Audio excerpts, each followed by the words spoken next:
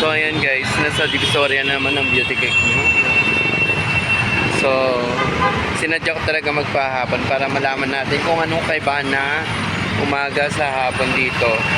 So, paghapon pala dito marami ng sasakyan, medyo masikip.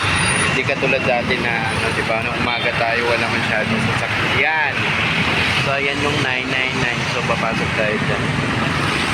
At dahil Sunday ngayon, of course, galagers, galang person. Ayan, hindi tayo makatawid dahil sa daming sasakyan, guys. Ayan.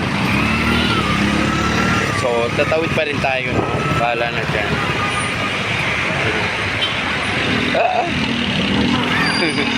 Natatakot ako. Wala kasing patrol at dito pa yun. Yung taga-awat, kung traffic. Basta takbo-takbo ka lang. Ayan.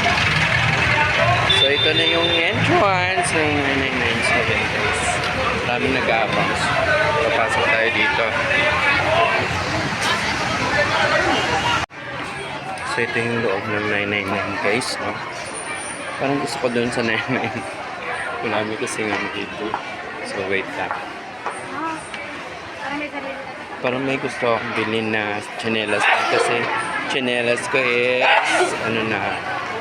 So, yung overruns is 150 lang.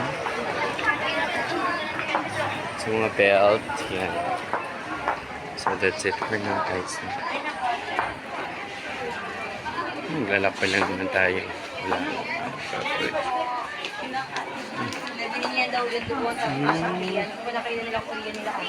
So, buti walang copyright station.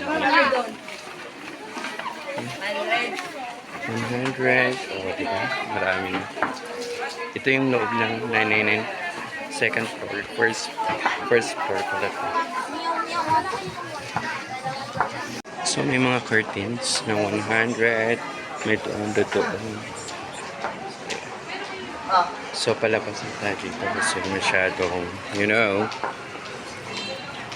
yung pa dito. May isa sa 9, basta sa isang mall tayo. So, ayan guys, nakalabas na tayo sa first mall na ito. Second mall, 9, pero 999 pa rin siya. So, ditong part kasi masyadong wala man. Ang galing, oh. Eh, sana okay, ang ganda. No? So, ayan guys, no? Of course, don't forget to like and subscribe.